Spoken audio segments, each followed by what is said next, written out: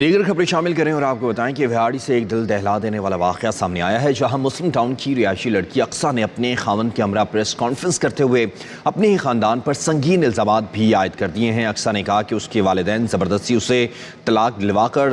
تایا زاد سے شادی کروانا چاہتے ہیں۔ اقصیٰ کے شوہر عابد علی نے بتایا کہ اس پر جھوٹے الزامات لگائے جا رہے ہیں کہ اس نے اپنی بیوی کو قتل کر دیا، جبکہ اقصیٰ زندہ ہے اور اس کے ساتھ خوش ہے۔ اس موقع پر عابد علی کے والد نے گفتگو کرتے ہوئے کہا کہ اقصیٰ کے والدین نے تھانہ سٹی حاصل پور پولیس کے ساتھ ساز باز ہو کر میرے گھر میں زبردستی داخل ہوئے، چادر اور چار دیواری کا تقدس پامال کیا اور ہماری موٹر سائیکل بھی اٹھا کر لے گئے۔ اس موقع پر میاں بیوی نے وزیر اعلیٰ پنجاب مریم نواز شریف سے جان و مال کے تحفظ کی اپیل کی ہے اور انصاف کی فراہمی کا مطالبہ بھی کیا ہے۔